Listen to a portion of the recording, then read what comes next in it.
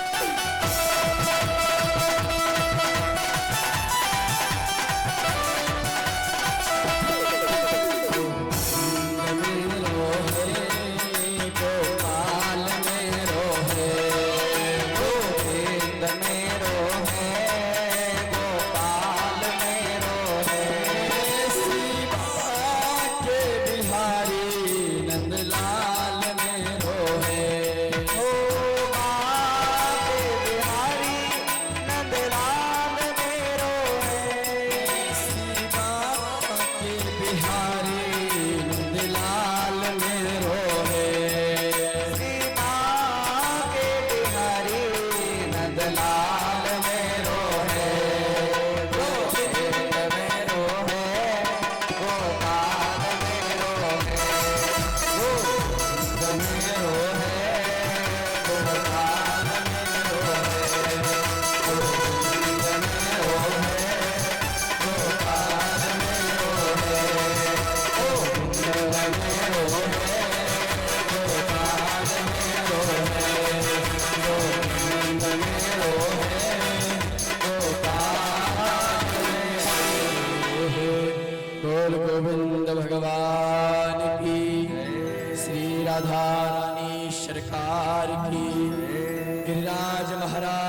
की, यमुना महारानी की, गोपेश्वर नाथ की, 84 कोस ब्रजमंडल धाम की, बाबा औघड़नाथ धाम की, नैमिषारण्य धाम की, श्रीमद् भागवत महापुराण की जय जय श्री राधे।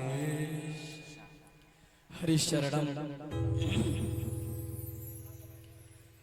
अकारण करुणा वरुणाले, भक्तवांछा कल्पतरु, तड़ित विडंबित पीतांबरधारी, अनंत कोटि ब्रह्मांड नायक, मर्यादा पुरुषोत्तम भगवान श्री राम एवं लीला पुरुषोत्तम भगवान श्री कृष्ण, श्री राम कथा एवं श्री कृष्ण कथा के परम रसिक कलि पावनावतार श्री हनुमान जी महाराज एवं श्री वेद व्यास जी महाराज, परमहंस संत शिरोमणि श्री सुखदेव जी महाराज एवं श्री तुलसीदास जी महाराज, भगवत हित की कृपा प्रदान करने वाले पूज्य श्री सद्गुरुदेव भगवान, माई बाप एवं श्रीमद् भागवत महापुराण की पावन कथा में पधारे हमारे सभी आचार्य वृंद, वाद्य यंत्र पर सहयोग दे रहे हमारे सभी गंधर्वजन, इस भागवत पावन पुलिन कथा को ध्वनि यंत्र के माध्यम से आप सभी तक पहुंचा रहे हमारे बबलू भैया एवं यूट्यूब के माध्यम से आप सभी तक ये लाइव प्रसारण कथा कर रहे हमारे अखिलेश भैया, संजय भैया एवं भागवत पंडाल में पधारे हमारे सभी श्रोता समाज भाई वृंद, भक्ति स्वरूपा हमारी माताएं बहनें, नन्हे मुन्ने बाल गोपाल, सभी को इस व्यास मंच की ओर से सत सत नमन, दास की ओर से सभी को प्रणाम। बड़े ही सौभाग्य की बात कि हमारे ग्राम व नगर क्षेत्र मोहल्ले में बाबा औघड़नाथ के दरबार में ये भगवान की मंगलमयी, भावमयी, रसमयी, अमृतमयी कथा श्रवण करने को मिल रही है। ये हम सबको बाबा की असीम कृपा से अति सुलभ प्राप्त हो रही है, क्योंकि यदि हम और आप कभी भी ऐसे प्रकार के कोई उत्सव या कोई कार्य करते हैं या करने का प्लान बनाते हैं तो हमारे उस कार्य में बाधा डालने वाले लोग भी आते हैं, लेकिन बाबा की असीम कृपा है कि किसी भी प्रकार का कोई बाधा, कोई विघ्न नहीं आ रहा है। भगवान की मंगलमयी पावन चर्चा में भोलेनाथ औघड़नाथ बड़े प्रसन्न हैं। जिस दिन भागवत प्रारंभ हुई इतनी बारिश हो रही थी कि समझ में नहीं आ रहा था कि ये 7 दिन तक उत्सव कैसे चलेगा। 4 बजे तक बारिश हुई है, लेकिन भगवान की कृपा से रात्रि काल की जब कथा प्रारंभ हुई तब से बारिश बंद हुई है और उसके प्रातः एक दिन और हुई, उसके बाद अभी भी बारिश नहीं हो रही। ये भगवान की कृपा है। तो विघ्न कोई भी डालना चाहे, लेकिन जहाँ भगवान की चर्चा होती वहाँ विघ्न किसी भी प्रकार का नहीं आता है। और ये सत्य है, मानस में कहते हैं कि आवत यही सर अति कठिनाई। यदि हम ऐसा कोई उत्सव रखते हैं तो कठिनाइयां अवश्य आती हैं, परिश्रम करना पड़ता है। हम उस परिश्रम में, उस परीक्षण में पास हो जाते हैं। भगवान का उत्सव तब हमको कहीं करने को सौभाग्य मिलता है। आप सब बड़े धन्य हैं कि भगवान की मंगलमयी पावन चर्चा आपके ग्राम में श्रवण करने को मिल रही है। क्योंकि हमने पहले भी बताया कि ये ऐसी भागवत है कि ये कथा देवताओं को भी दुर्लभ है। देव दुर्लभ कथा हम सब बड़े भाव के साथ अपने अति सुलभ ग्रहण कर रहे हैं। ये भगवान की असीम कृपा है।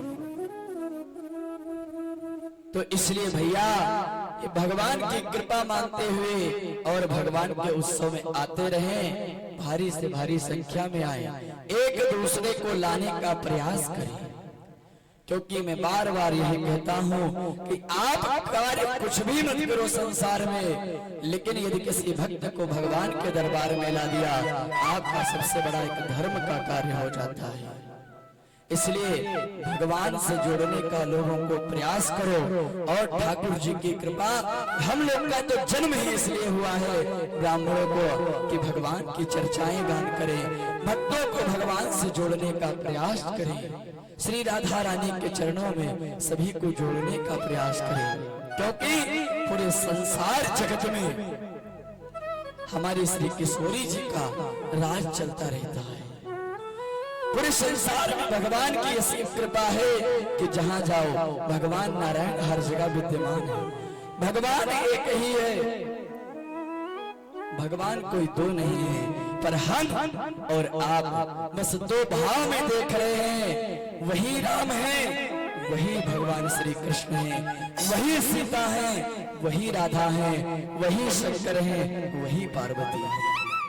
कहा गया है बहूनि सन्ति नामानि रूपाणि च सुतसते, उसके बहुत प्रकार के नाम हैं और बहुत प्रकार के रूप हैं। भागवत में भगवान स्वयं कह रहे हैं कि बहूनि सन्ति नामानि रूपाणि च सुतसते, हमारे अनन्य रूप में है। हमको जिस भाव में जो व्यक्ति देखना चाहे हम उस भाव में स्वीकार करते हैं।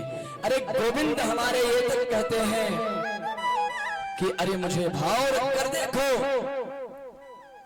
आप कुछ मुझको मान कर देखो, हम सब भाव में तैयार हैं। हमारे ब्रजवासी कोई तो इनको अपना बालक मानता है, कोई पिता मानता है, कोई भाई मानता है, कोई अपना पति मानता है।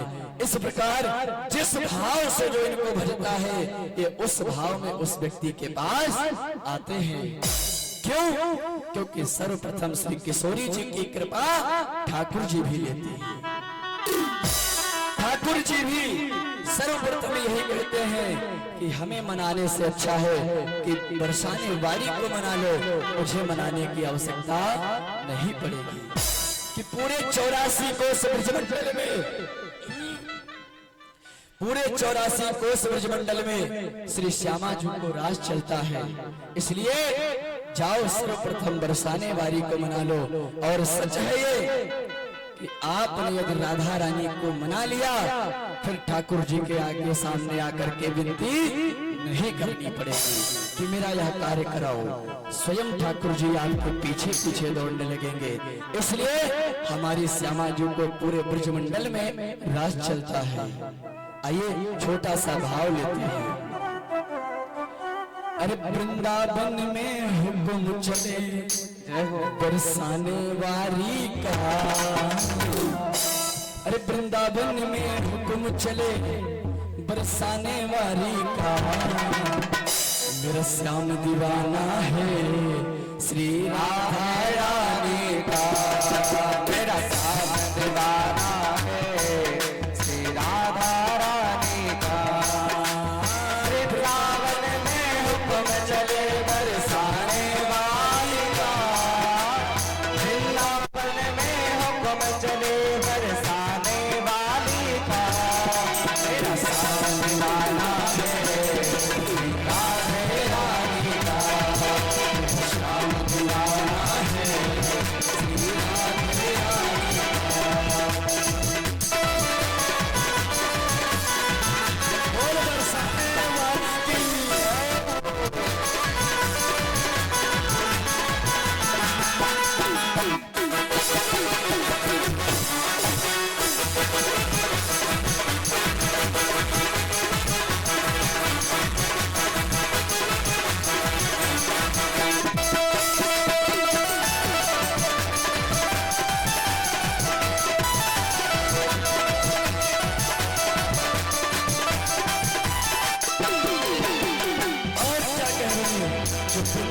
एक वृक्ष एक वृक्ष में श्री राधा समाई हुई है।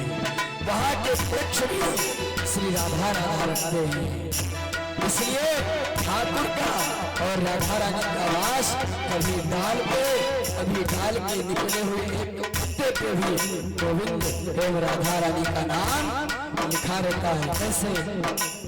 हाँ, कभी डाली डाली पर, कभी पत्ते पत्ते पर, कभी डाली डाली पर, कभी पत्ते पत्ते पर, कभी डाली डाली पर, हाँ, कभी पत्ते पत्ते पर, कभी डाली डाली पर, कभी पत्ते पत्ते पर, राज राधे का चलता, हाँ, राज राधे का चलता, श्याम के हर छपे पर, राज राधे का चलता, श्याम के हर छपे पर, राज राधे का चलता, श्याम के हर छपे पर, राज राधे का चलता, श्याम के हर छपे पर, चारों तरफ डंका बजता वृषभान दुलारी का, चारों तरफ डंका बजता वृषभान दुलारी का, श्याम दीवाना है श्री राधे रानी का, श्याम दीवाना है श्री राधे रानी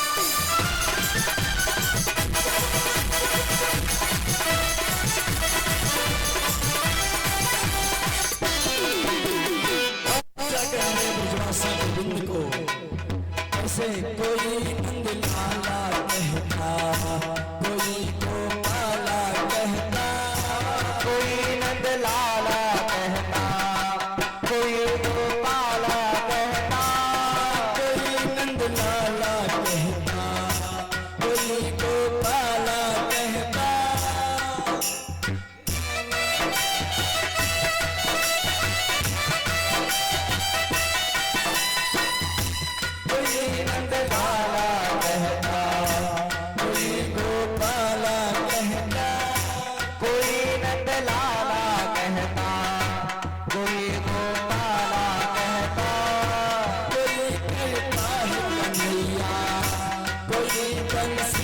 बजैया कोई कहता है कन्हैया, कोई बंसी को बजैया, कोई कहता है कन्हैया, कोई बंसी को बजैया, कोई कहता है कन्हैया, कोई बंसी को बजैया, नाम बदल कर रख डाला उस गुलवारे का, बदल कर रख डाला उस मुरारे का, मेरा श्याम दीवाना है श्री राधा रानी का, मेरा श्याम दीवाना है श्री राधा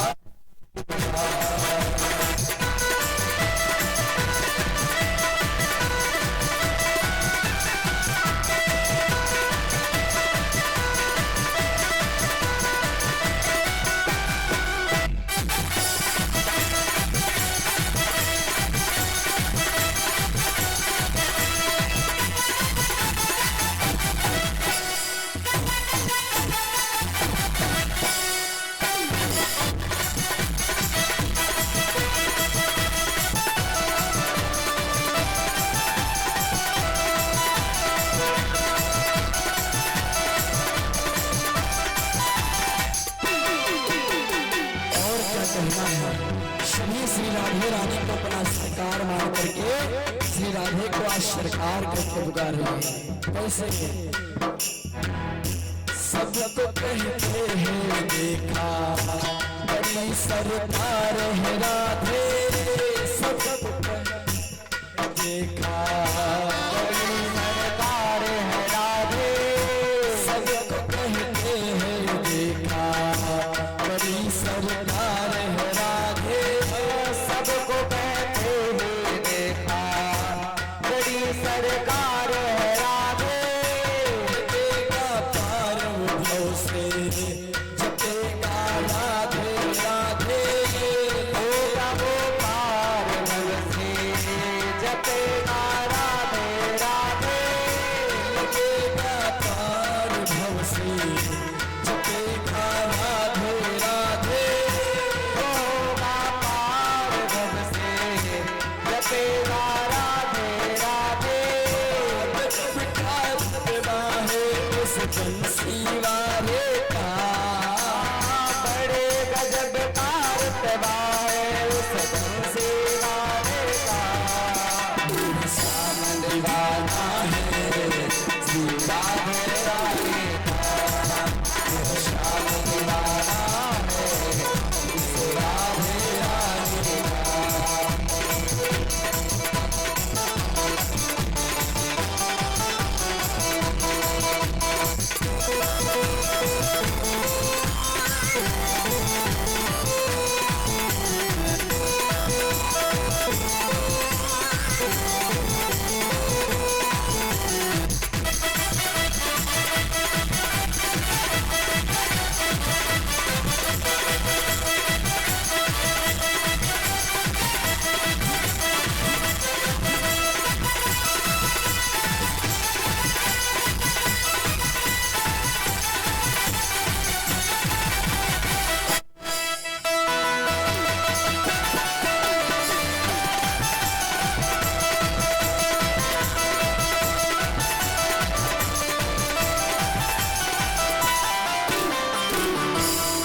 इस प्रकार श्री राधे रानी के चरणों में हम सभी प्रणाम करते हुए इस भावमयी अमृतमयी चर्चा में प्रवेश करेंगे,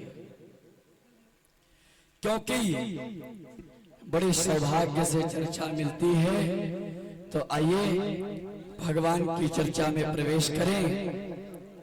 हम सभी ने बड़े भाव के साथ माध्याह्न काल की वेला में बड़े भाव के साथ श्री ध्रुव जी महाराज के पावन पवित्र चरित्र को श्रवण किया और ऐसे भक्तों के चरित्र श्रवण करने से हम और आपको बड़ी भाव की और सुंदर सुंदर चीजें श्रवण करने को मिल रही हैं।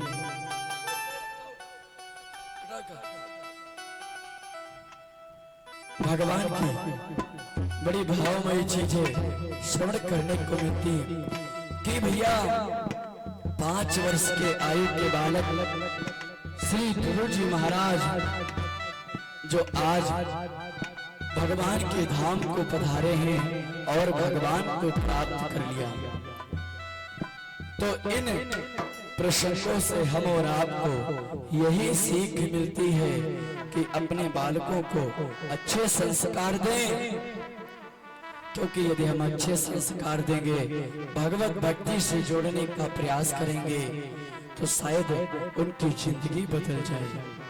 इसलिए जहां कहीं भी भगवान की कथा हो रही वहां अवश्य जाना चाहिए हम और आपको। क्यों? ज्ञान सबके पास होता है, कोई आज के समय में अनपढ़ नहीं होता, सब पढ़े लिखे। लेकिन प्यारे, पढ़े लिखे सब हैं, सबके पास ज्ञान है, लेकिन हम और आप अपने ज्ञान का इस्तेमाल और अपनी बुद्धि का, विवेक का इस्तेमाल हर जगह सही से नहीं कर पाते हैं। जहां हमें करना चाहिए वहां हम नहीं कर पाते हैं। इसलिए ये ज्ञान और इस ज्ञान में बड़ा फर्क है प्यारे सज्जनों। जब आप भगवान की कथा सुनने जाओगे वहां आपको नई चीजें मिलेंगी, और जब आप सबके सामने उस चीज को सुनोगे, कुछ गौर करोगे, और जब आपने गौर किया फिर जाकर के कभी जब एकांत में बैठोगे आपको इस वार्तालाप याद और अवश्य आते हैं। क्योंकि कभी कभी कहीं उत्सव होता है तो लोग उस उत्सव को सालों तक याद करते हैं और उस उत्सव का इंतजार करते हैं बेसब्री से। जैसे हम और आप बाबा औघड़नाथ धाम के चरणों में बहुत बड़ा कार्य होता है। ये कोई छोटे मोटे साधारण स्थान नहीं है, ये बहुत बड़ा धाम है, स्वर्ग से भी बड़ा धाम इसको मानो। क्योंकि प्रत्येक वर्ष बाबा के धाम पर श्री रुद्र महायज्ञ का आयोजन और बड़ी श्री धाम वृंदावन से स्वयं रास बिहारी का आगमन होता है। हम और आप वृंदावन जाते हैं दर्शन करने, लेकिन भगवान की औघड़ बाबा की कितनी कृपा हमारे ग्राम वासियों पे, क्षेत्र वासियों पे, कि स्वयं भगवान इन दीन दुखियों पर दया करने के लिए वहां से दौड़ के आते हैं। अपने भक्तों के पास स्वयं रास बिहारी यहाँ आते हैं। इसलिए बड़ा धन्य है ये स्वयं में एक चंदेश्वा ग्राम एक तीर्थ है, सबसे बड़ा तीर्थ मानो इस धाम को। बाबा का धाम बड़ा है, नाम बड़ा है। हम और आप प्रांगण देख के, चीज देख के कभी इनको छोटा और हल्का ना समझें, क्योंकि आज औघड़ बाबा की ही कृपा है कि द्वितीय वर्ष श्रीमद् भागवत महापुराण करने का, मुझे इस पाठ करने का, बाबा की कृपा से उत्सव करने का एक सौभाग्य प्राप्त हुआ। ये सब औघड़ बाबा की ही देन है। इसलिए भैया भक्ति में लीन हो। कब हमारा कब क्या दिन, कब समय बदल जाए किसी का कुछ कहा नहीं जाता है। इसलिए जब भक्ति करोगे तो शक्ति आएगी। तो वही उसी प्रकार अपने बालकों को संस्कार दो, उसी प्रकार शिक्षा दो, अच्छे विद्यालय में भेजो जहाँ अच्छी पढ़ाई लिखाई होती हो। जैसे ध्रुव जी महाराज की तरह एक दिन नाम करके दिखाए, ऐसा बनाओ कि नाम करे अपितु बदनाम ना करे। आपको भले ही नाम भी ना कर सके, लेकिन प्यारे बदनाम तो ना ही करे। ऐसे योग्य बनाओ, अपने बालकों को ऐसे संस्कार दो, अपने धर्म पे चलना सिखाओ कि हम क्या चीज हैं, हमें ऐसे संस्कार देने चाहिए। मैं धन्य मानता हूं कि आज ऐसा समय आ गया है कि विदेशी लोग हमारी संस्कृति को अपनाने लगे। आप वृंदावन धाम में चले जाओ, वृंदावन की बात दूर धरो, आप लखनऊ में चले जाओ, यहाँ भी विदेशियों ने एक इस्कॉन टेम्पल नाम से खोल रखा है। बचाओ, विदेशी आ करके अपना यहाँ भगवान के भक्तों भजनों में लीन हो रहे हैं। जब विदेशी धोती पहनना प्रारंभ कर दिए हैं, मस्तक पर तिलक लगाते हैं, शिखा रख रहे हैं, और हम और आपको अपने धर्म में शिखा रखने में, तिलक लगाने में शर्म आती है। भैया कभी मत ऐसा करना। हमारा धर्म है, हम उनके धर्म को अपना लें वो चले, लेकिन वो मेरे धर्म को ना अपना पाए, ऐसा विचार करो। अब कहने को बहुत चीजें, लेकिन मैं क्षमा कहूंगा, कड़वा है, सच है। आजकल बड़ी विषम स्थिति हो गई है इस संसार की। जिधर जाओ हर प्रकार की ऐसी चीजें देखने को मिलती है कि पूरा हृदय रुष्ट हो जाता है। जैसे नारद जी महाराज संसार को देखने के लिए निकले थे, बात में इतना विडंबना में आकर के श्री धाम वृंदावन पहुंच के भगवान की भक्ति करने लगे, और ज्ञान वैराग्य जैसे अज्ञानियों को भी तार दिया था। इसलिए हमारे आपके पास भी भक्ति है प्यारे भैया, ऐसा नहीं है कि हम भक्ति से ही नहीं, हमारे पास बहुत भक्ति है, आपके पास बहुत भक्ति है, लेकिन हम और आप कभी कभी ज्ञान और अपने वैराग्य से शून्य पड़ जाते हैं। और जिस दिन हम ज्ञान वैराग्य से शून्य पड़ते हैं, लोग आकर के हमारे ऊपर प्रहार करना प्रारंभ कर देते हैं। इसलिए भैया अपने ज्ञान को सदैव बनाए रखो। और वह ज्ञान कहाँ मिलेगा, धर्म की बातें आपको कहाँ मिलेंगी? या तो किसी संत के पास जाओ, वहां सत्संग करो जाके, और या तो भगवान की जहाँ मंगलमयी कथा हो रही हो वहां पर आपको ये सब मिलेगा। क्योंकि कहा गया है मानस में, गोस्वामी तुलसीदास जी कहते हैं, बिनु सत्संग विवेक न हो, बिनु सत्संग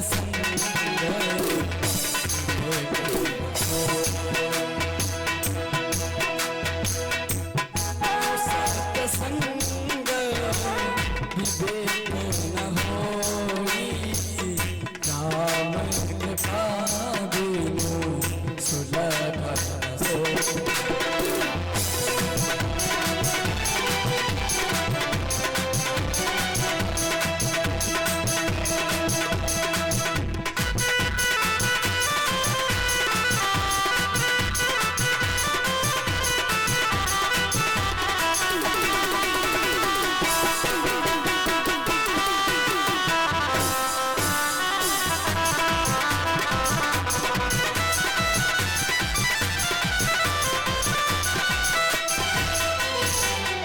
इसलिए हमें और आपको हर समय सत्संग करो, और जब सत्संग करोगे तो हमारा विवेक जागृत हो जाएगा, और नहीं तो विवेक शून्य पड़ा रह जाएगा।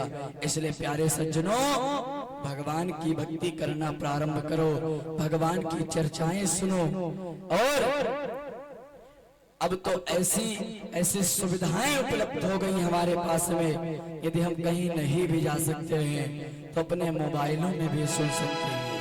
मोबाइलों में भी अब सब कुछ जो भी देखो सब मोबाइल के माध्यम से, सारा संसार मोबाइल पे चल रहा है। इसलिए अच्छे से प्रवचन हमको मोबाइल से मिल जाएंगे, कहीं की भी कथाएं हो, कुछ भी श्रवण करना हो, अब तो सब कुछ उपलब्ध है। इसलिए प्यारे सज्जनों, अपने ज्ञान को बढ़ाओ। कहने का मतलब हमारे यही है, भक्ति में लीन हो, क्योंकि भक्ति करोगे तो शक्ति मिलेगी, और भगवान के चरणों में जाने से हमारा जीवन, ये मात्र जन्म, ये जो मनुष्य का तन मिला है, ये धन्य हो जाएगा, कृतार्थ हो जाएगा। इसलिए प्यारे सज्जनों, भक्ति अवश्य करो। ध्रुव जी महाराज बड़े ही भगवान के धाम को पहुंचे हैं, और बड़ा भव्य उत्सव हुआ। बड़े सुंदर सुंदर प्रसंगों को मैंने कहा था। अब प्रसंग आता है श्री प्रहलाद जी महाराज का पावन पवित्र चरित्र है। ये भी ध्रुव जी महाराज की तरह एक भक्त हुए, राक्षस प्रवृत्ति में, राक्षस घर में जन्म हुआ उनका। फिर भी ये नहीं होता कि आप किसी कुल में, किसी परिवार में, किसी कास्ट में जन्म लो, लेकिन भक्ति करना चाहोगे तो भक्ति के लिए कोई कास्ट, परिवार नहीं देखा जाता है। हम और आप एक दूसरे में भेदभाव करते, लेकिन गोविंद कभी हमारे और आप में भेदभाव नहीं करता है।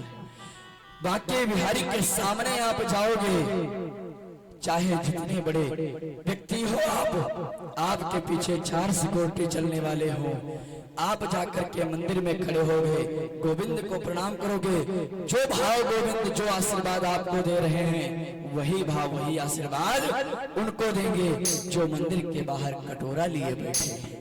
इसलिए गोविंद भगवान के दरबार में कोई ना बड़ा है और ना ही कोई छोटा, ना ही कोई जात, ना कोई पात।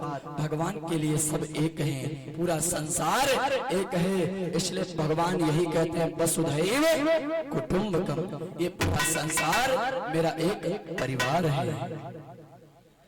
इस प्रकार गोविंद यही कहते हैं। इसलिए भैया, आज प्रहलाद जी महाराज जो हैं, इनका भी बड़ा पावन चरित्र है। एक बार हिरण्यकश्यप ने बड़ी ही कठोर तपस्या की थी, इतनी ज्यादा कठोर तपस्या की है भगवान की, कि भगवान स्वयं साक्षात प्रकट हुए, जैसे ध्रुव जी महाराज के सामने प्रकट हुए थे, आज उसी तरह गोविंद प्रकट हुए हैं इधर। तब एक वरदान मांग लिया हिरण्यकश्यप ने कि भगवान मुझे अमर कर दो। जब अमर होने का वरदान मांगा है तो इधर, और वरदान किससे मांग रहा है? श्री ब्रह्मा जी महाराज से। जिन्होंने इस सृष्टि का पालन, सृष्टि की रचना की है, उनसे वरदान मांगा है कि मुझे अमर कर दो। ब्रह्मा जी कहने लगे भैया अमर तो हम ही नहीं, हम तुमको कहां से कर दें।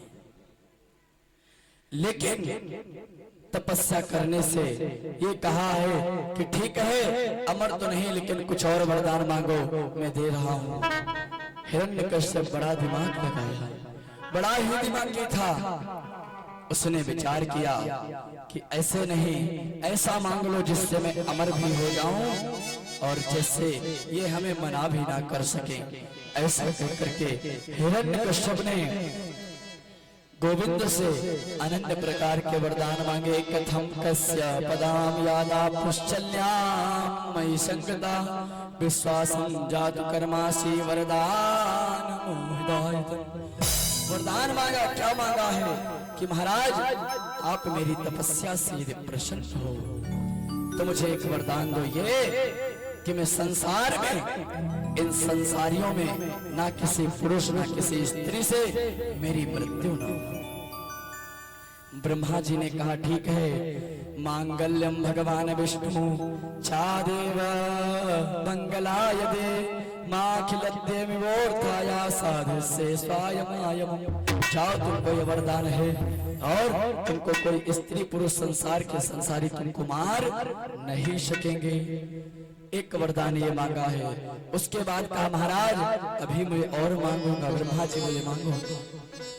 फिर क्या कहा है महाराज मुझे ये वरदान दो कि इस संसार में किसी के ना तो मैं अस्त्र से मरूं और ना ही किसी से शस्त्र से मरूं। ब्रह्मा जी विचार किए लेकिन कहे ठीक है, यदि ऐसा चाहते हो अहम पूर्वा नत्वं तातिमिति प्रभु। जाओ जैसी प्रभु की इच्छा, तुम्हें ये भी वरदान प्राप्त है। गोविंद को ब्रह्मा जी ने इधर हिरण्यकश्यप को यह भी वरदान दे दिया कि जाओ तुमको ये भी वरदान प्राप्त है। इसके बाद हिरण्यकश्यप ने और दिमाग लगाया, बोले महाराज अभी और चाहिए। ब्रह्मा जी बोले ठीक है मांगो। तो अब क्या कह रहा, कह रहा महाराज ये जो एक वर्ष होता 365 दिन होते हैं, 12 महीने होते, इन 12 महीनों में मैं कभी भी ना मरूं। ब्रह्मा जी विचार तो किए एक बार, लेकिन कहे ठीक है जाओ तुमको ये भी वरदान। ब्रह्मा जी ने ये भी वरदान दे दिया। बोले जाओ ये भी वरदान है, अहो रूपम अहो धामम अहो अस्याम नवमयः।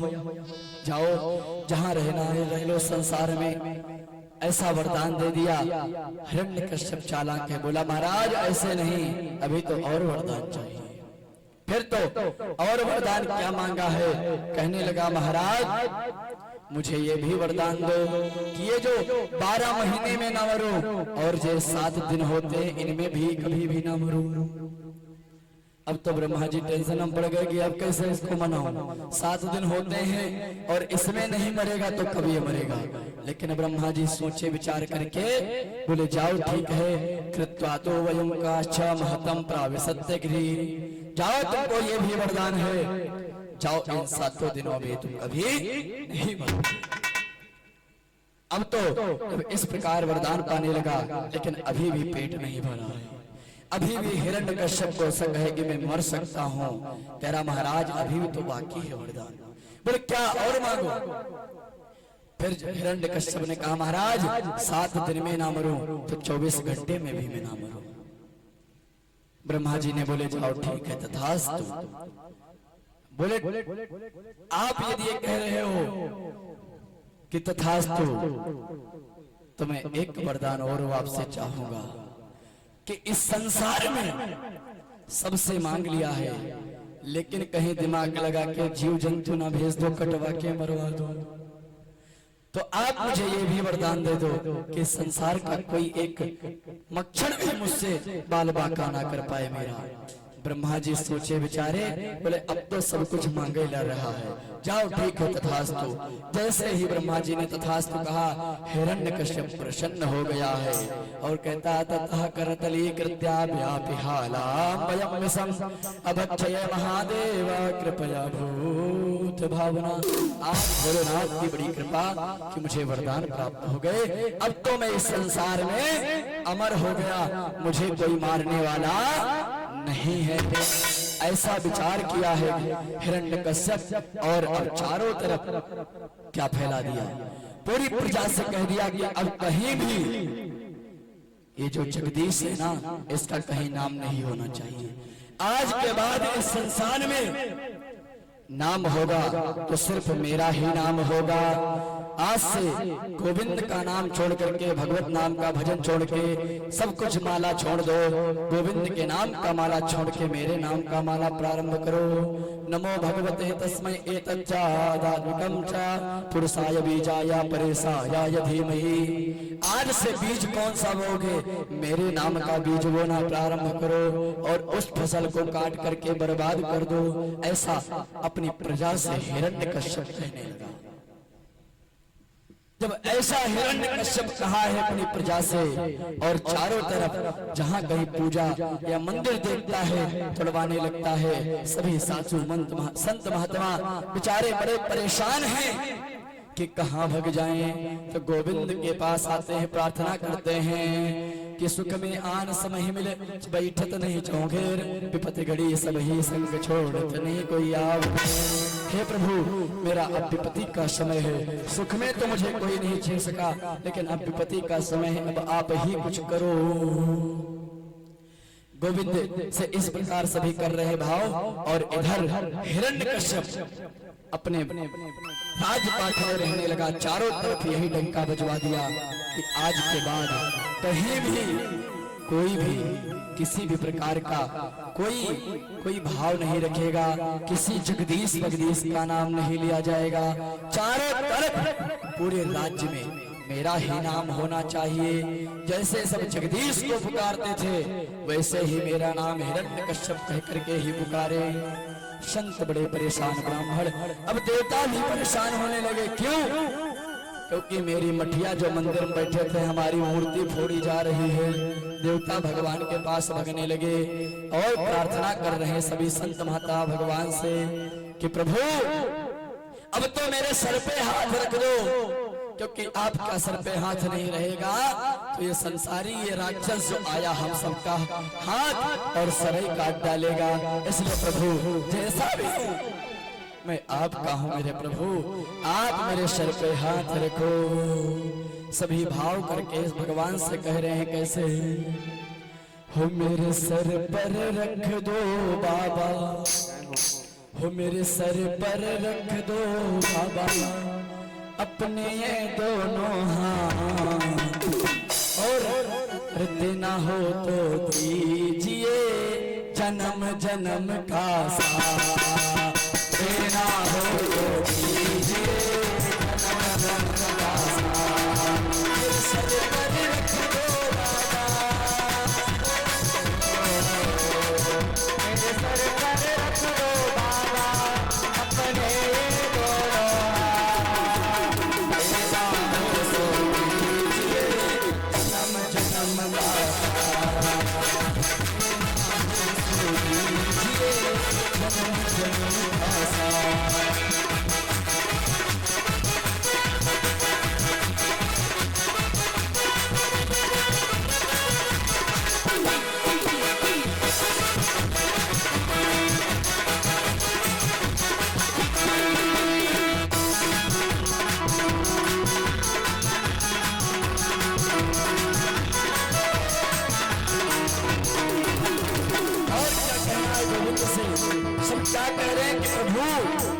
आपसे क्या मांगो, और श्याम प्रभु मुझे जो देना है दे दो, मुझे धन दौलत की चाह नहीं है, बस संसारी इस राक्षस से बचा लो। कैसे?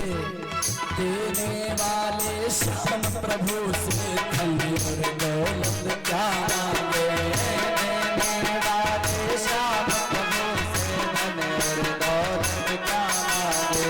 हे गोविंद मुझे धन दौलत नहीं चाहिए, माल खजाना नहीं चाहिए, क्योंकि संत कभी अपने लिए धन दौलत मांगते ही नहीं हैं। संत क्या मांगते हैं? संत तो भगवान की भक्ति मांगते हैं। और संतों का धन क्या है? हमारा आपका धन होता है, लेकिन संतों के पास कोई धन नहीं है, और जो संतों के पास धन है वो हमारे और आपके पास नहीं है। हमारा और आपका जो धन है वो चोरी हो जाएगा, चहारी हो जाएगा, लेकिन साधु संतों का धन कभी नहीं चोरी होता। क्यों? क्योंकि उनका ऐसा अनमोल धन है। क्या है? संत गाते हैं, ब्रज के रसिक गाते हैं, हमारो धन राधा श्री राधा श्री राधा, हमारो धन राधा श्री राधा श्री राधा, हमारो धन राधा श्री राधा श्री राधा, हमारो धन राधा श्री राधा श्री राधा। संतन की प्यारी राधा राधा राधा राधा, संतों की प्यारी राधा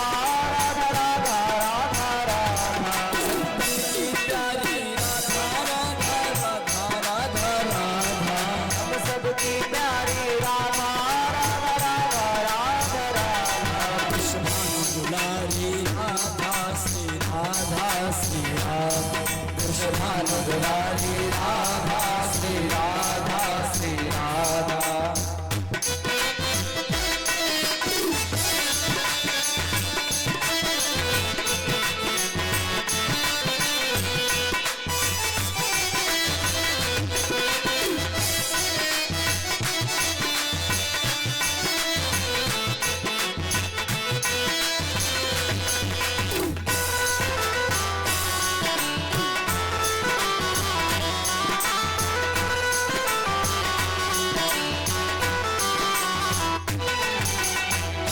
इसलिए भैया भगवान का संतों का धन है राधा, इसलिए संत सा करके भगवान के सामने ये नहीं कह रहे कि मुझे माल खजाना दो। श्याम प्रभु से बस एक ही अरदास करते हैं, क्या? देने वाले श्याम प्रभु से धन और दौलत क्या मांगे, देने वाले श्याम प्रभु से धन और दौलत क्या मांगे, देने वाले श्याम प्रभु से धन और दौलत क्या मांगे, देने वाले श्याम प्रभु से धन और दौलत क्या मांगे। श्याम प्रभु से मांगे तो फिर नाम और इज्जत क्या मांगे, श्याम प्रभु से मांगे तो फिर नाम और इज्जत क्या मांगे। संत कभी अपनी इज्जत की भी परवाह नहीं करते। क्यों? क्योंकि कभी अपने नाम की परवाह नहीं करते कि मेरा नाम बदनाम हो जाएगा, मेरी इज्जत चली जाएगी, कभी भी इस प्रकार का उनका परवाह नहीं है। वो तो अपने नाम और इज्जत की भी परवाह नहीं करते हैं। कैसे? श्याम प्रभु से मांगे तो नाम और इज्जत क्या मांगे, श्याम प्रभु से मांगे तो फिर नाम और इज्जत क्या मांगे। मेरे जीवन में तू कर दे, मेरे जीवन में तू कर दो।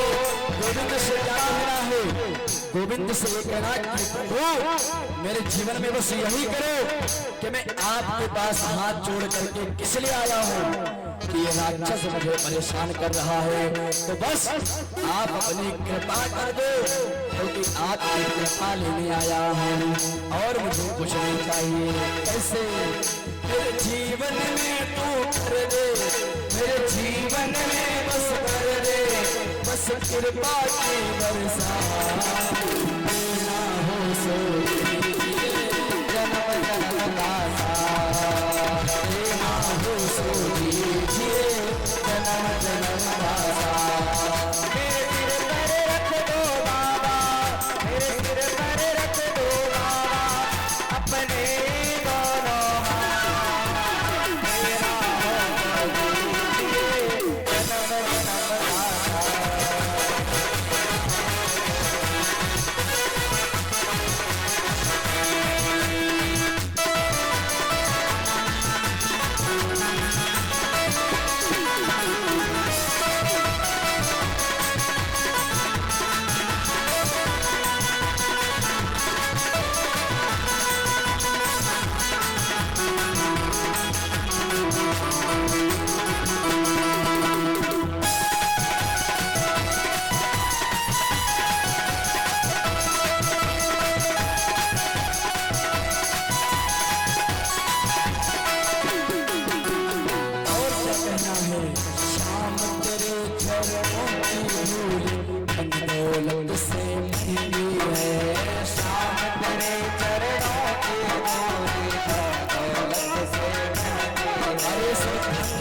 करते हैं ना, तो मैं तो ये कह रहा हूँ कि आपके चरणों की जो वजह है, धूल है, तो धन दौलत से काफी इतना महंगी है। इसलिए प्रभु आपके चरणों की जो वजह है वही मुझे मिल जाए, मेरे लिए वही बहुत है। ऐसे श्याम तेरे चरणों की धूल धन दौलत से महंगी है। श्याम तेरे चरणों की धूल धन दौलत से महंगी है। एक नजर कृपा की बाबा नाम इज्जत से महंगी है। एक नजर कृपा की बाबा नाम इज्जत से महंगी है। अरे गोविंद, आप एक नजर मेरी तरफ हो, हमारे नाम और इज्जत से महंगी वो कृपा की एक नजर पड़ेगी। कैसे? एक नजर कृपा की बाबा नाम इज्जत से महंगी है। एक नजर कृपा की बाबा नाम इज्जत से महंगी है। मेरे दिल की तमन्ना यही है, मेरे दिल की तमन्ना यही है। तेरी सेवा करूं दिन रात, मेरा हो सो दीजिए जन्म जन्म का साथ। मेरा हो सो दीजिए जन्म जन्म का साथ।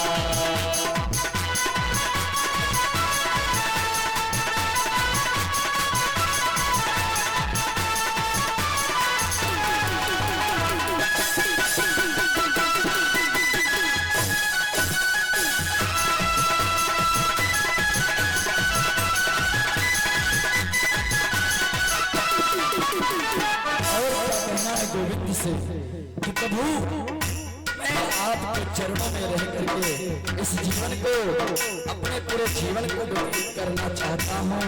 इसलिए मालिक मुझे और कुछ नहीं, मैंने देखा है कि आपके चरणों में रह करके मेरा जीवन सफल हो रहा है। और मैं गम के, मुझे बहुत गम था अपने जीवन में, गम एवं बड़े ही धोखे खाए बैठे थे, तो उस झुलस की हुई गम के धूल में बैठा हूँ और आप आकर के मुझे प्यार की छैया दिखा दो। कैसे? हाथ झुलस रहे थे गम की धूल में, प्यार की छैया झुलस रहे हैं गम की धूल में, प्यार की छैया कर दे तू। झुलस रहे हैं गम की धूप में, प्यार की छैया कर दे तू। झुलस रहे हैं गम की धूप में, प्यार की छैया कर दे तू। मांझी के नाव चले ना, अब पतवार पकड़ ले तू। इन माझी के नाव चले ना, हम पतवार पकड़ ले तू। मांझी के नाव चले ना, अब पतवार पकड़ ले तू। माझी के नाव चले ना, अब पतवार पकड़ ले तू। मेरा रास्ता रोशन कर दे, मेरा रास्ता रोशन कर दे। अरे गोविंद, मेरा रास्ता जो है ना, क्या रास्ता, इस जीवन के और इस संसार से इस धाम को जाने के लिए जो रास्ता है उसको आप रोशन कर दो, उसको नजदीक ला दो, मेरा जीवन सार्थक हो जाएगा। हम आप इस रास्ते की बात नहीं करते कि आज यहाँ फंसे हैं तो कल वहां तक पहुंचा दो, ऐसा नहीं। गोविंद, मेरा रास्ता ऐसा रोशन करो कि स्वयं आपके धाम में मैं आ जाऊंगा। ऐसे मेरा रास्ता रोशन कर दे, मेरा रास्ता रोशन कर दे। छाई अंधियारी रात, मेरा हो जन्म जन्म का साथ। मेरा हो सो दीजिए जन्म जन्म का साथ। मेरे सिर पर रख दे बाबा, मेरे सिर पर रख दो बाबा अपने दोनों हाथ। मेरा हो दीजिए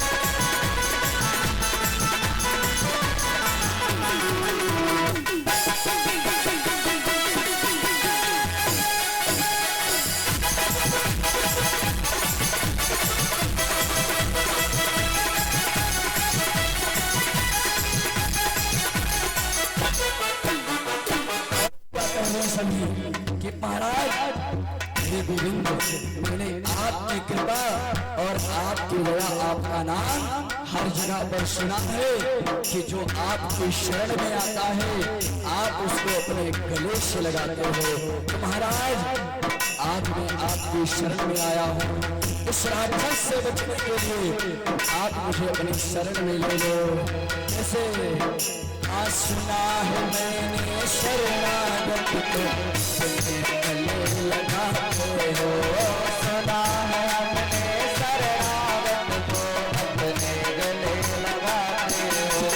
सुना है मैंने शरणागत को अपने गले लगाते हो, सुना है अपने शरणागत को अपने गले लगाते हो। ऐसा हमने क्या मांगा जो देने में घबराते हो, ऐसा हमने क्या मांगा जो देने से घबराते हो। कि मैंने ऐसा क्या मांग लिया जो आप अभी भी शांत करो, क्योंकि इतनी प्रार्थना कर डाली है गोविंद, ऐसा मैंने कुछ नहीं मांगा जो आप मुझे देने में घबरा रहे हो। प्रभु मुझे यही दे दो, कि मुझे यही भेज दे दो, मेरा जीवन आपके लिए सार्थक हो जाए। जैसे ऐसा हमने क्या मांगा जो देने में घबराते हो, ऐसा हमने क्या मांगा जो देने में घबराते हो। ऐसा हमने क्या मांगा जो देने में घबराते हो, ऐसा हमने क्या मांगा जो देने में घबराते हो। चाहे जैसे रख बनवारी, चाहे जैसे रख बनवारी, गोविंद आप चाहे जैसे रखना, मुझे हर प्रकार से रहने के लिए तैयार हूँ। इसलिए गोविंद आप मुझे रख दो। कैसे? चाहे जैसे रख बनवारी, चाहे जैसे रख बनवारी, बस होती रहे मुलाकात, तेरा हो सो दीजिए जन्म जन्म का साथ। तेरा हो सो दीजिए जन्म जन्म का साथ।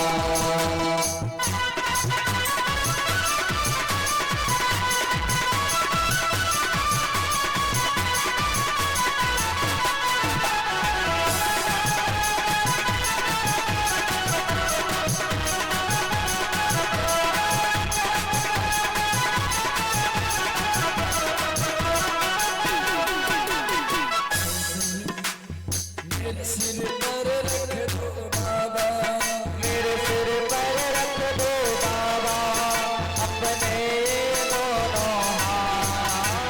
तेरा हो सो दीजिए जन्म जन्म का साथ। तेरा हो सो दीजिए जन्म जन्म का साथ। तेरा हो सो दीजिए जन्म जन्म का साथ। तेरा हो सो दीजिए जन्म जन्म का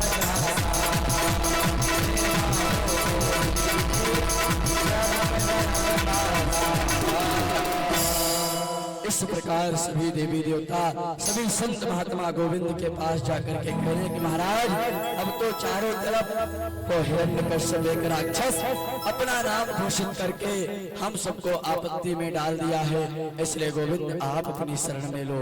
गोविंद ने कहा ठीक है, आज जो व्यक्ति तुम लोग को परेशान कर रहा है उसी का बेटा मेरी भक्ति करेगा और मैं आकर के उस भक्त अपने उसी बेटे के लिए, उसी अपने भक्त के लिए उसी के पिता को मैं मारूंगा। आज गोविंद ने ऐसा इन देवताओं, इन संतों को आदेश दिया है और इधर हिरण्यकश्यप चारों तरफ अपना राजपाट फैला रहा है। सारी जगह भगवान के जो विद्यालय हैं बंद करवा करके, जो गुरुकुल खुले हुए हैं वो गुरुकुल बंद करवा के, जहां पर वेद उपनिषद पुराण पढ़ाए जाते थे वो बंद करा दिए गए और अब तो सिर्फ एक ही विद्यालय चलता है। अपने नाम का स्वयं एक विद्यालय बनवा दिया, गुरुकुल बनवा दिया, हिरण्यकश्यप दैत्य वेद विद्यालय बनवा दिया। आज से इसमें सभी राक्षस के बच्चे पढ़ेंगे और उनको क्या सिखाया जाएगा? अस्त्र शस्त्र चलाने सिखाए जाएंगे, हथियार चलाना सिखाया जाएगा, क्योंकि कभी भी क्षत्रिय लड़ने जाए कभी हार ना माने। इसलिए राक्षसों के बालक हैं, उनको गुरुकुल खोला गया। उस गुरुकुल के आचार्य कौन हुए? संडामर्क जी महाराज को आचार्य बनाया गया है। संड और अमर्क नाम के दो आचार्य हैं, इनको वहां का आचार्य बना गया है। और आचार्य बनकर के इधर विद्यालय में पढ़ाना प्रारंभ